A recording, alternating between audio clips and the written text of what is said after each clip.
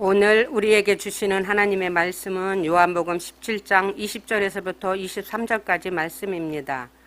내가 비옵는 것은 이 사람들만 위함이 아니요 또 그들의 말로 말미암아 나를 믿는 사람들도 위함이니 아버지여 아버지께서 내 안에 내가 아버지 안에 있는 것 같이 그들도 다 하나가 되어 우리 안에 있게 하사 세상으로 아버지께서 나를 보내신 것을 믿게 하옵소서. 내게 주신 영광을 내가 그들에게 주었사오니 이는 우리가 하나가 된 것 같이 그들도 하나가 되게 하려 함이니이다. 곧 내가 그들 안에 있고 아버지께서 내 안에 계시어 그들로 온전함을 이루어 하나가 되게 하려 함은 아버지께서 나를 보내신 것과 또 나를 사랑하심 같이 그들도 사랑하신 것을 세상으로 알게 하려 함이로소이다. 여러분이 익히 들어서 아시는 바와 같이 1세기 그리스도인들, 즉 초대교회 그리스도인들은 우리와는 달리 신앙생활하는데 많은 어려움을 겪어야만 했습니다. 먼저 그들의 그 시작은 예루살렘에서부터 시작되었죠. 즉 초대교회 첫 번째 구성원들은 유대인들로 시작됐음을 알 수 있습니다. 유대인들은 선민의식이 강했고 이방인들에 대해서 유독 배타적인 성격을 많이 띠고 있었습니다. 그 말은 그래도 유대인들 사이에서는 서로 간에 돈독함이 있었다라는 의미겠죠. 하지만 그 유대인들은 곧 유대교를 믿는 유대주의자들이었기 때문에 그들 입장에선 하나님의 아들이라 일컫는 하나님의 아들이라고 말씀하시는 예수님을 결코 받아들일 수 없었습니다. 결국 그 유대주의자들이 예수님을 하나님의 아들을 십자가에 못 박아 죽게 만들었죠. 그럼에도 불구하고 그 예수의 제자들이 계속해서 늘어나기 시작하자 유대인들은 같은 유대인임에도 불구하고 그 교회에 속한 성도들을 핍박하기 시작했습니다. 하지만 그 대환란이 있고 그 핍박이 있음으로 인해서 예루살렘에 모여있던 그리스도인들이 점차 다른 로마 제국 내 지역으로 옮기게 되면서 그들을 향한 시선은 유대인들뿐만 아니라 다른 로마의 수많은 사람들에게도 고정되게 되었습니다. 처음에 다수의 로마인들은 기독교인들에 대해서 그다지 관심을 두지 않았습니다. 우선 그들의 출신이 로마 제국 내에서도 그다지 세력이 크지 않고 보잘것없는 유대 땅, 특히 상당수가 그 중에서도 변방에 해당하는 갈릴리 지방 출신 사람들이었기 때문입니다. 그리고 그들은 유대교 내에서도 또 유대인들조차 잘 인정하지 않는 예수를 그리스도로 인정하는 사람들이었어요. 그러니까 다신론을 믿는 그 로마 사람들 입장에서는 유대교도 그다지 이렇게 주목을 끄는 종교는 아니었지만 그 중에서도 약간 이단 취급받고 있는 기독교에 대해서 더더욱 관심을 갖지 않았습니다. 그럼에도 불구하고 그들이 기독교인들을 점점 주목하게 된 이유는 기독교인들에게서 드러나는 분명히 다른 어떠한 행동 양식이 있었기 때문입니다.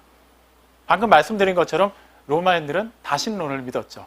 다양한 신들을 믿었고 신들의 존재를 인정했습니다. 그들 입장에서는 유대주의자들이나 기독교인들이나 크게 문제되지는 않았습니다. 단 한 가지, 그들이 금과 옥조로 여기는 그 한 가지를 건드리지 않는 선에서 말이죠. 그것은 바로 로마인들이 가장 중요시 여기는 황제 숭배주의였습니다. 그들은 다신론을 믿으면서 다양한 신을 믿으면서도 그 중에서 황제를 가장 으뜸으로 여겼습니다. 죽은 로마 황제가 지금의 로마의 평화와 안녕을 이렇게 보장해 준다고 믿었기 때문에 그들은 황제를 위한 신전을 굉장히 크게 짓고 그곳에서 분향하고 황제를 숭배하는 것을 정기적으로 행해왔습니다. 우리가 보통 그리스 로마 이렇게 연상하면 그 신화, 신들에 관한 이야기를 많이 떠올리죠.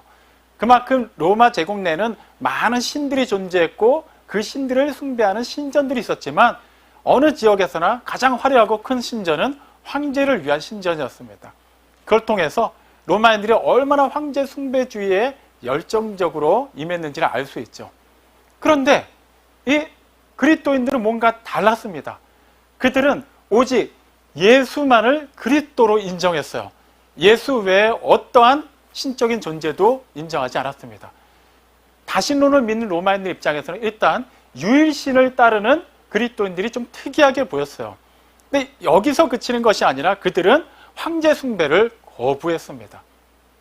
단지 이것은 로마의 그 보편적인 그런 행동 양식과 충돌을 일으킨 차원이 아니라 그들이 생각하는, 즉 황제를 숭배함으로 말미암아 로마 제국이 평화와 번영을 누린다고 생각하는 것에 대해서 정면으로 위배되는 행동이었기 때문에 그들 입장에선 자연스럽게 그리스도인들에 대한 미운 관점을 가지게 되었습니다. 그 즈음에 유대주의자들이 계속해서 그리스도인들에 대해서 안 좋은, 그러니까 풍문을 만들어내기 시작하죠. 근거는 있었습니다. 일단 그리스도인들은 모이면은 예배를 드리고 성만찬식을 거행했는데, 그 성만찬식을 예수님께서 제정하실 때 뭐라고 얘기하셨죠? 이것은 내 살이고 내 피다라고 말씀하셨어요. 성만찬에 참여함으로 인해서 예수님의 살과 예수님의 피를 먹고 마시고 예수님과 하나 되고 예수님께서 이루신 영원한 생명에 참여한다는 그 의미, 이것이 유대인들을 통해서 좀 왜곡되어서 전달되기 시작했습니다. 로마 제국 내에서는 그리스도인들의 성만찬 의식이 실제 사람을 잡아서 먹고 사람의 피를 마시는 식인 의식으로 간주되었어요. 별로 관심받지도 못하는 사람들이었고, 심지어 그들은 미개하고 혐오스러운 일을 하는 사람들이었습니다.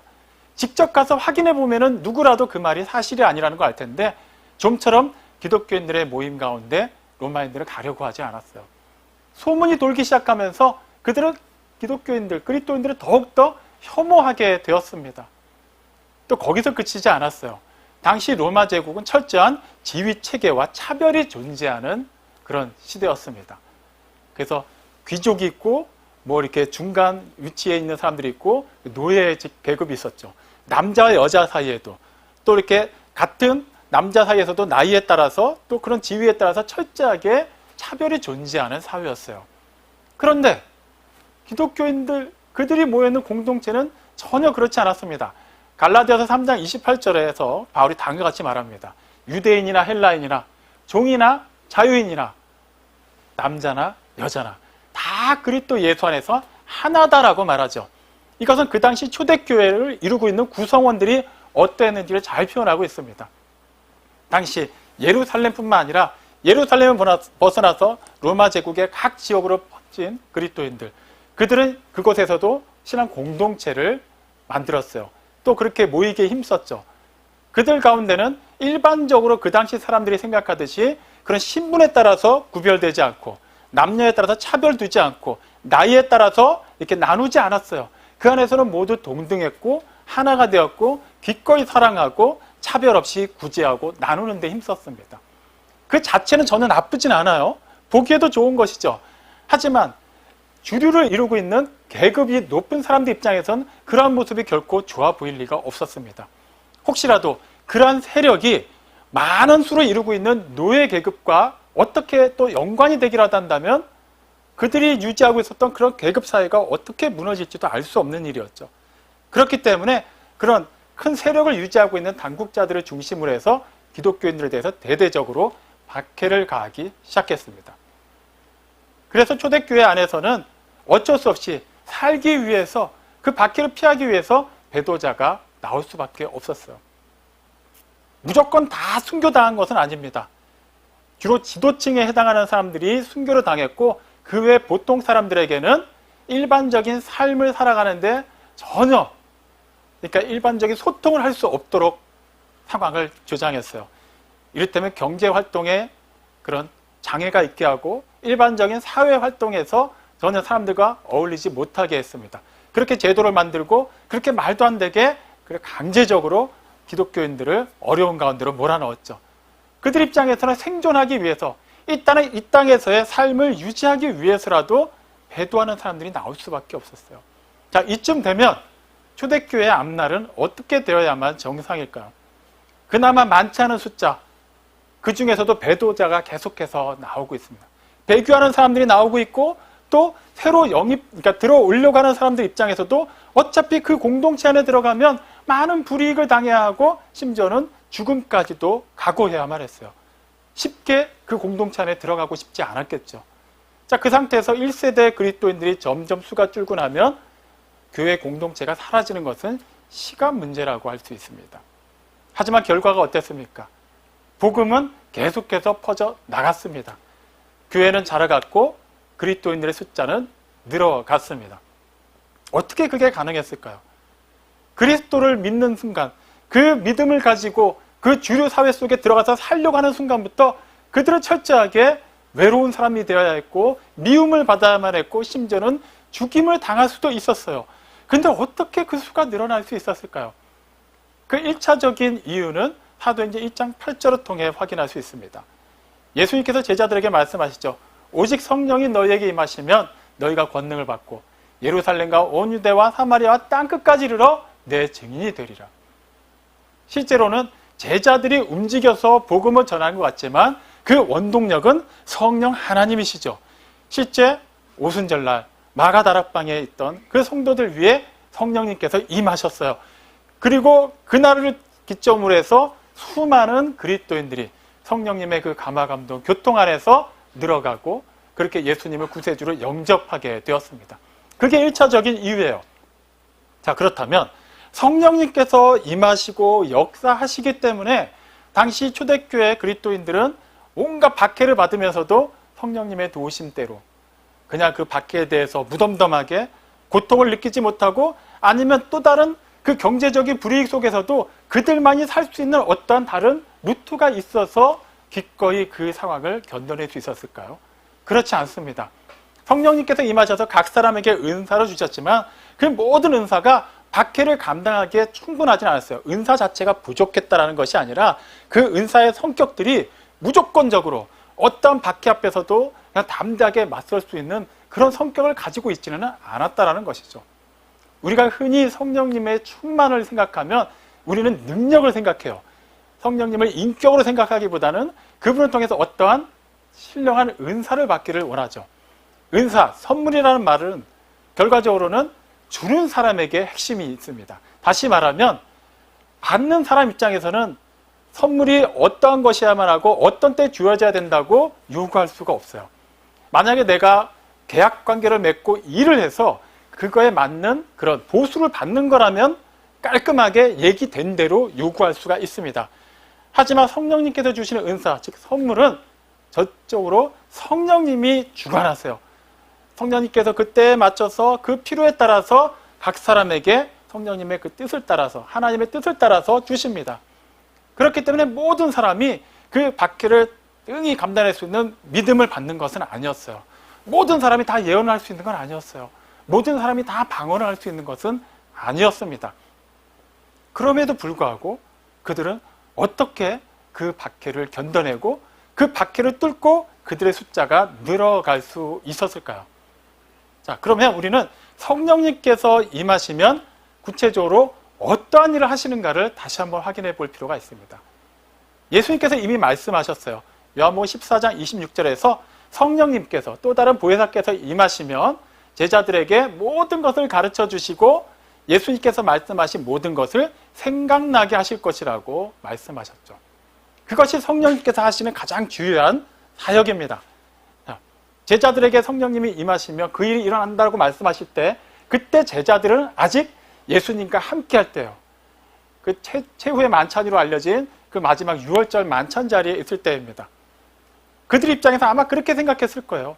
아, 그동안 예수님께서 가난한 사람들, 병든 사람들을 어떻게 긍휼히 여기셨고 또 그들에게 어떻게 하나님 나라의 복음을 전하셨고 또 우리에게 어떠한 가르침을 주셨고 우리가 그 많은 순간들, 그 많은 기억들이 잠시 잊고 있었는데 다시 생각나게 하시려나 보다. 하나님의 사랑이 그냥 이렇게 예수님께서 말씀하신 요한복음 13장 34절 말씀처럼 내가 너희를 사랑한 것 같이 너희도 서로 사랑하라는 그 말씀. 그러니까 지금까지 예수님이 보여줬던 그런 사랑으로 서로 사랑하라는 것을 기억나게 하시려나 보다라고 생각했을 수도 있어요. 하지만 실제 성령님은 언제 온전히 임하셨나요? 예수님이 십자가에 달려 돌아가시고 부활하시고 난 뒤에 승천하시고 나서 더 이상 예수님이 그들과 함께하지 않을 때 임하셨죠. 무슨 말입니까? 성령님께서 이제 가르치시고 생각나게 하시는 모든 것은 그 정점이라고 할 수 있는 십자가 상급까지 포함해서 알려주신 거예요.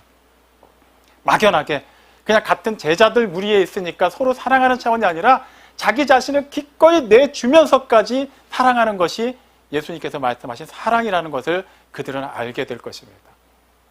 예수님께서 하나님 나라의 복음을 전하기 위해서 자신의 모든 영광을 다 포기하신 것을 그들은 생각하게 될 것이고, 그러한 자세로 세상의 미움 속에서도 묵묵히 자신들에게 주어진 그 사명의 길을 가야 할 것입니다. 그런 이제 제자들에게 성령님께서 그 말씀을 생각나게 하셨어요. 가르쳐 주셨어요. 그래서 그들은 그 뜻대로 살기를 힘썼죠. 근데 문제는 제자들 이후의 사람들이에요. 오늘 읽은 요한복음 17장 20절에서도 예수님께서 계속해서 제자들을 위해 기도하시면서 또한 제자들을 통해서 복음을 듣게 될 수많은 그리스도인들을 위해서 기도하신다고 말씀하셨죠. 바로 우리와 같은 모든 그리스도인들을 대상으로 기도하신 거예요. 자, 제자들, 1세대 사도들은 예수님을 직접 보았고 예수님과 피부로 맞닿으며 함께 3년 동안 지냈습니다. 예수님의 가르침을 들었을 뿐만 아니라 예수님께서 행하시는 그 놀라운 이적들을 바로 눈앞에서 보았고 그 놀라운 현장 가운데 그들도 함께 동참했었어요. 그들 입장에서는 성령님께서 가르쳐 주시고 생각나게 해주신 것이 더욱더 생생하고 실제적으로 새롭게 떠올랐겠죠. 하지만 그 이후에 다른 사도들, 다시 말하면 사도들의 제자들, 그리고 그 제자들을 통해서 계속해서 복음을 듣게 된 다른 그리스도인들 입장에서는 어떨까요? 그들은, 그리고 우리는 예수님을 제자들이 그랬던 것처럼 직접 본 적이 없습니다. 예수님의 음성을 들은 적도 없어요. 예수님께서 행하신 일을 직접 본 적도 없습니다. 그렇다면 우리에게는 어떻게 예수님께서 행하신 일이, 전하신 말씀이 생각날 수 있고 그 가르침이 실제 제자들에게 임했던 것처럼 실제적으로 우리에게도 생생하게 전해질 수 있을까요? 그게 성령님이 하시는 일이에요. 히브리서 4장 12절은 하나님의 말씀, 곧 성경을 가리켜 살아있다라고 말합니다. 일반적인 사람들 입장에서 성경은 단지 종이 위에 문자가 기록되어 있는 그냥 한 권의 책에 불과할 수도 있지만 그 책은 곧 살아있는 말씀, 곧 인격이라고 말하는 거예요. 그래서 성령님께서 깨달아 알게 하시는 거예요. 하나님을 인정하지 않는 사람, 예수님을 구세주로 영접하지 않은 사람들 입장에서 성경 내용은 그냥 히브리인들의 역사책에 불과할 수도 있어요. 아니면 고대 여러 가지 신화들을 짜깁기 해서 만드는 허구에 가까운 소설로 볼 수도 있습니다. 하지만 하나님의 자녀가 된 우리, 하나님을 아버지로 부를 수 있는 우리에게는 성령님께서 똑같은 성경을 폈을 때도 조명해 주시죠. 그 어두운 가운데 빛을 주셔서 우리로 하여금 그 안에 살아계신 하나님의 말씀을 인격적으로 받아들이게 합니다. 거기서부터 우리가 핵심을 찾을 수 있어야만 해요. 오늘 읽은 요한복음 17장 23절에서는 예수님께서 계속해서 제자들의 하나됨을 위해서 기도하신 궁극적인 이유에 대해 말씀하세요. 22절에서도 말씀하셨죠. 아버지께서 내 안에 내가 아버지 안에 거하는 것 같이 그들도 우리 안에서 하나가 되어 온전하게 한 세상 사람들로 하여금 내가 아버지께로부터 보내심을 받은 자라는 것을 믿게 해달라고 기도하셨어요. 그리고 23절에서도 똑같은 말씀을 하시는데 하나를 더 추가하십니다. 세상으로 하여금 아버지께서 나를 사랑하신 같이 제자들도 사랑하심을 알게 하옵소서라고 기도하십니다. 예수님께서 하나님께로부터 보내심을 받은 구세주라는 것이 알려져야만 하고 또 하나님께서 예수님을 사랑하신 것 같이 제자들을, 당신의 택하신 자들을 사랑하신다는 것을 세상에 알게 하기 위해서 그들은 온전함을 이루고 하나가 되어야만 했어요. 그리고 그 근거가, 그 본질이 어디서부터 시작하나요? 예수님께서 말씀하셨죠. 내가 그들 안에, 아버지께서 내 안에 거하시어 그들이 온전함을 이루어 하나가 되게 해달라고 기도하십니다. 다시 말하면 하나님께서 예수님 안에 지금 거하고 계세요. 그리고 그 예수님이 제자들 안에, 우리 안에 거하십니다. 이것을 이 순서대로만 이해하면 단지 우리는 예수님을 통해서 하나님의 나라를 받아들이고 하나님의 임재를 체험한 수준으로만 이해할 수 있어요. 하지만 요한복음 15장 4절에서 예수님이 뭐라고 말씀하셨습니까? 내 안에 거하라, 나도 너희 안에 거하리라라고 말씀하셨어요. 상호 내주의 관계를 말씀하시죠. 자, 제자들이 예수님의 안에, 다시 말하면 예수님 말씀 안에 거하면 예수님께서도 제자들 안에, 예수님의 그 살아있는 생명의 말씀으로 제자들 안에 거하시겠다고 말씀하셨어요. 그리고 요한복음 17장 23절에서는 예수님께서 제자들 안에 거하시고 아버지께서 예수님 안에 거하신다고 말씀하셨죠. 결과적으로는 요한복음 15장 4절을 근거로 할 때 지금 어떤 상황이라는 것이죠? 제자들도 이미 예수님 안에 거하고 있는 것이고 그렇기 때문에 예수님께서도 제자들 안에 거하시는 거예요. 그 상태에서만이 그들을 통해서 그 온전한 연합과 하나됨을 통해서 하나님께서 예수님을 세상의 구세주로 보내셨다는 것과 하나님께서 이 세상을 사랑하신다는 것이 세상에 알려질 수 있다고 말씀하신 것입니다. 요한일서 4장 8절은 이 서신도 이제 요한복음 기록한 사도 요한이 기록한 거예요. 그것을 잘 이해하시고 또 기억하시기 바랍니다. 요한일서 4장 8절에서 사도 요한은 하나님에 대해 다음같이 소개를 하죠. 하나님은 사랑이시다. 그리고 이어지는 9절에서 말합니다. 하나님의 사랑이 우리에게 이렇게 나타난 바 되었으니 하나님께서 자기의 독생자를 보내심은 우리를 살리려 하심이라 라고 말씀하세요. 하나님께서는 당신이 사랑이심을 우리에게 분명히 알려주셨어요. 근데 그것을 사도 요한이 뭐라고 표현합니까? 나타내셨다라고 얘기해요. 백문이 불여일견. 그냥 듣는 것뿐만 아니라 우리가 확실히 볼 수 있도록 보여지셨다라는 거예요. 어떻게 해요? 당신의 독생자를 세상에 보내심으로 그 독생자를 통해서 세상을 사랑하시는 하나님의 사랑을 나타내셨다라고 말씀합니다. 예수님께서 이 세상에서 사역하시는 동안에 전하신 모든 말씀, 행하신 모든 일은 예수님께서 자의적으로 하신 것인가요? 그렇지 않아요. 상황에 따라서 예수님께서 적합하다고 여겨지는 말씀하셨나요? 그렇지 않습니다.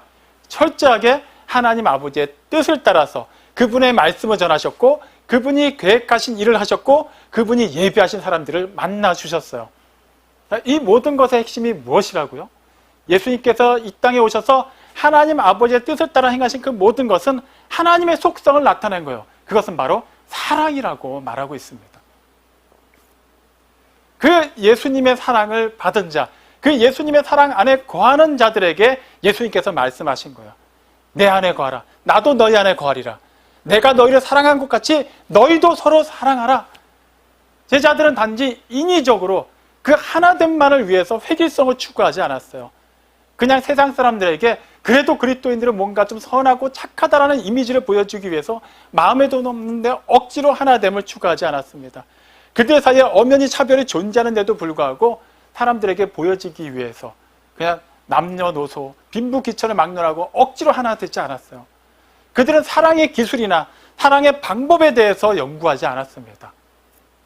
그냥 사랑이신 하나님 안에, 하나님의 말씀 안에 거하였을 뿐이에요.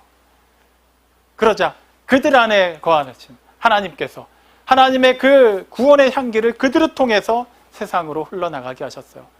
하나님의 그 생명의 빛이 그 생명의 빛 안에 거하고 있는 그들을 통해서 세상으로 나가게 하셨어요. 그들은 단지 그 빛 안에 거하였고 그 빛을 받아 누렸고 그 빛이 말씀하시는 대로 살아냈을 뿐이에요. 고린도전서 12장 27절에서 말씀하고 있듯이 사도 바울은 고린도 교인들을 향해서 그리고 우리 그리스도인들을 향해서 다 같이 얘기합니다. 너희는 그리스도의 몸이요 지체의 각 부분이다. 그리스도를 머리로 해서 우리는 각 지체를 이루고 한 몸을 이루는 생명 공동체입니다. 각자가 해야 되는 일들이 있어요. 자, 그 해야 되는 일들을 통해서 우리는 어떻게 서로 사랑할 수 있게 될까요? 발이 어디에 부딪혀서 아프다고 가정해보죠. 그럼 보통 우리는 어떻게 반응합니까? 손으로 그 아픈 부위를 만져요. 그렇다고 해서 손이 발의 어떤 아픈 부위를 만져주는 것만이 발에 대한 사랑을 표현하는 것일까요? 그렇지 않아요. 손은 손이 해야 되는 일이 또 많이 있습니다. 대표적으로 음식을 집어서 먹는 일을 해야 되죠. 그래야만 그 음식이 우리 몸 안에 들어가서 우리의 오장육부, 사지백체, 이목구비의 모든 에너지를 공급할 수 있게 되는 것이죠. 그것이 막 발을 만지면서 하는 일이 아니에요. 순전히 손이 해야 되고 입이 해야 되는 일이고 내장 기관들이 해야 되는 일들이지만 각자가 그리스도 안에서 연합한 그 상태에서 자기가 해야 될 그 본분을 다할 때 결과적으로는 서로를 사랑하고 서로에게 생명을 공급하는 그런 역할을 하게 되는 것이죠. 1세기 그리스도인들이 바로 그러한 일을 했어요. 사람들에게는 혐오의 대상이었고 오해를 받았고 미움을 받았고 심지어는 여러 가지 불이익과 죽임을 당하기까지 했어요. 그럼에도 불구하고 그들은 하나님께서 주신 그 말씀 안에 성령님께서 가르쳐 주시고 모든 것을 생각나게 하신 그 말씀 안으로 들어가서 그 말씀을 따라서 살아냈어요. 예수님께서 예를 들면 마태복음 5장 44절에서 다음과 같이 얘기하시죠. 원수를 사랑하고 너희를 핍박하는 자를 위하여 기도하라고 말씀하셨어요. 어떻게 원수를 사랑할 수 있죠? 어떻게 핍박하는 사람을 위해서 기도할 수 있죠? 그들을 위해서 저주하거나 그들을 피하지 않는 것만 해도 대단한 건데 그 이상의 것을 예수님께서 말씀하셨어요. 그들로서는 할 수 없는 일이에요. 하지만 그들은 그 말씀 안에 온전히 거하였고 그 말씀이 말씀하신 대로 일하시도록 그대로 자신들의 전 존재를 내어 맡겼어요.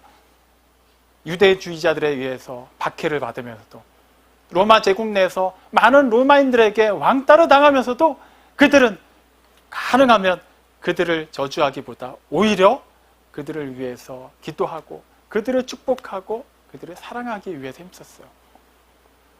그들 가운데 차별이 없었어요. 처음에는 그런 그리스도인들을 우습게 보던 로마인들이 점점 그들을 주목하기 시작했습니다. 계속해서 박해를 가는데도 그들은 오히려 성을 내지 않았어요. 오히려 반기를 들지 않았어요. 계속해서 기도하고 모이기에 힘쓰고 그러면서도 박해를 하고 있는 자신들을 위해서 기도하고 있었습니다. 처음에 그 상황이 그러한 그들의 모임의 형태가 오래가지 못할 거라고 생각했어요. 계속해서 배교자가 나오고 있는 상황 속에서도 남아있는 사람들은 계속해서 그러한 굉장히 고차원적인 행동 양식을 유지했습니다. 궁금해지기 시작했어요. 무엇이 그들로 하여금 이 사회에서 약자에 해당하고 별 볼일도 없고 그냥 신흥 종교 이름도 알려지지 않은 그런 어떤 예수라는 사람을 믿는 이 사람들에게서 어떻게 이렇게 고차원적인 수준의 삶이 사라질 수 있는가?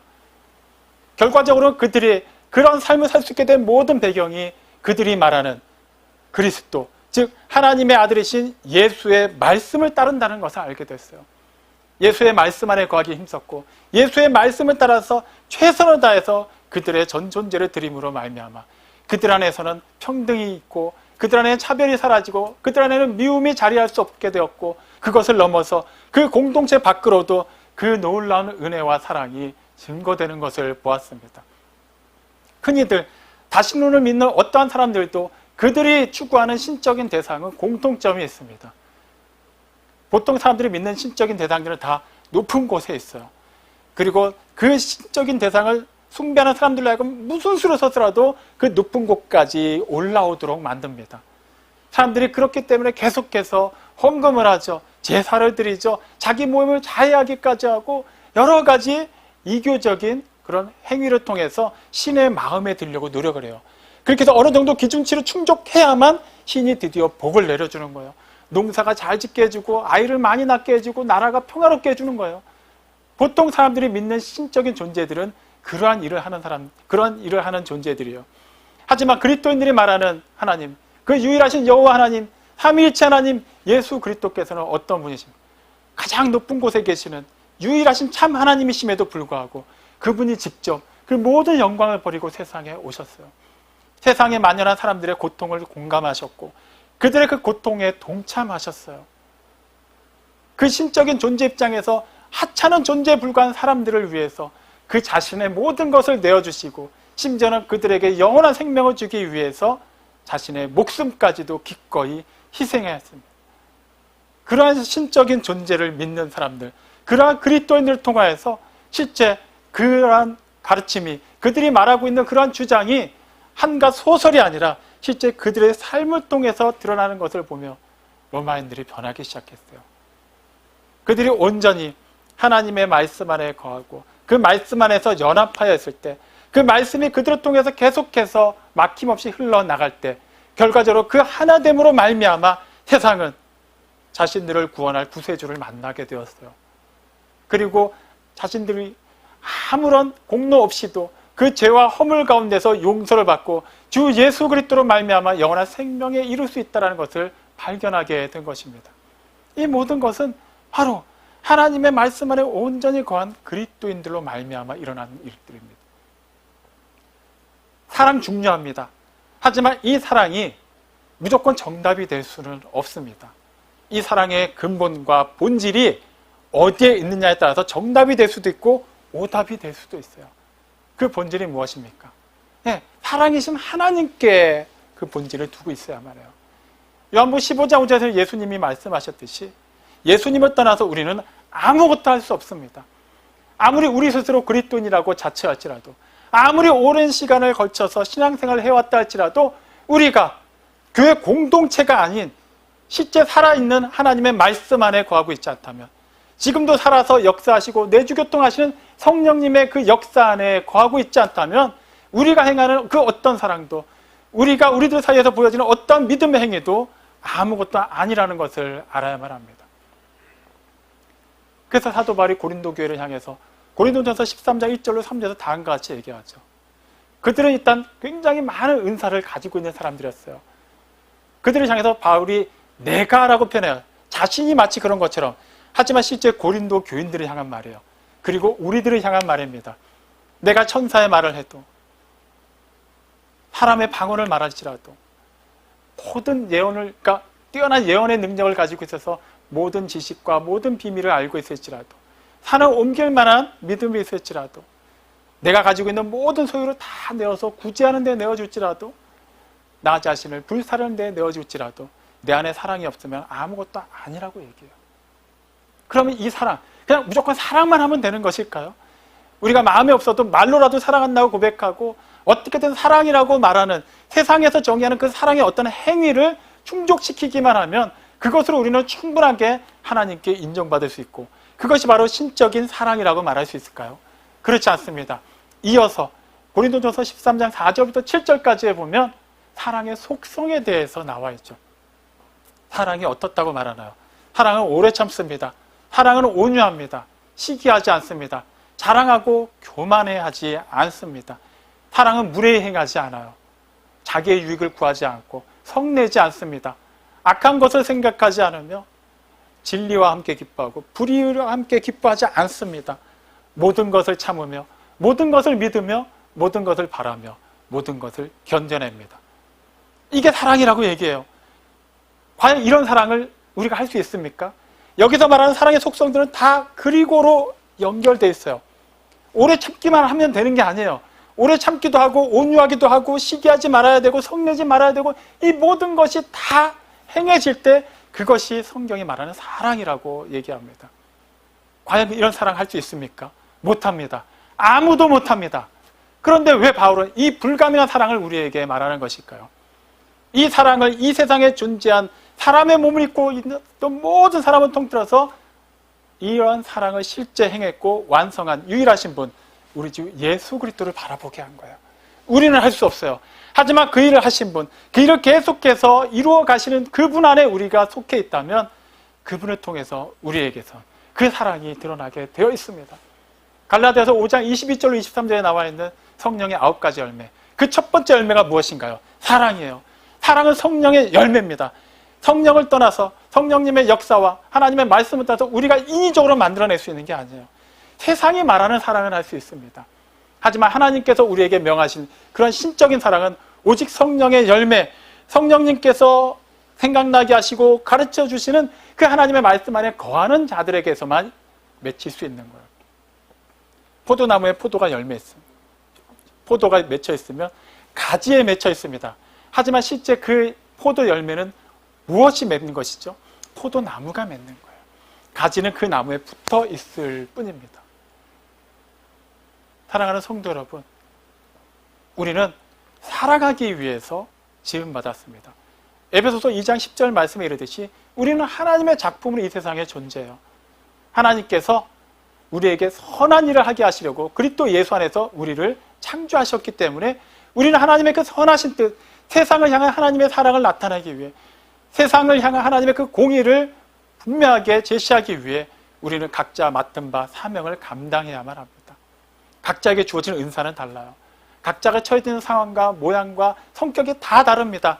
그럼에도 불구하고 우리가 유기적으로 하나가 되어서 하나님 나라의 확장을 위하여 하나님의 이 복음 전파를 위해서 쓰임받을 수 있으려면 단 한 가지가 충족되면 됩니다. 무조건적인 사랑 아닙니다. 분명히 그 사랑의 본질과 기원이 우리 주 예수 그리스도 안에 두어야만 합니다. 말씀이 육신이 되어 우리 가운데 오셨어요. 그 말씀이 기록되어서 우리에게 살아있는 인격이신 성경으로 주어졌습니다. 그 성경을 주야로 묵상하시기 바랍니다. 그 성경을 통하여서 계시된 하나님의 그 인격을 날마다 새롭게 체험하시길 바랍니다. 그 사랑과 동행함으로 말미암아, 그 사랑을 누림으로 말미암아 우리에게서 넘쳐나는 그 사랑이 세상을 향해서 퍼져나가게 하시기 바랍니다.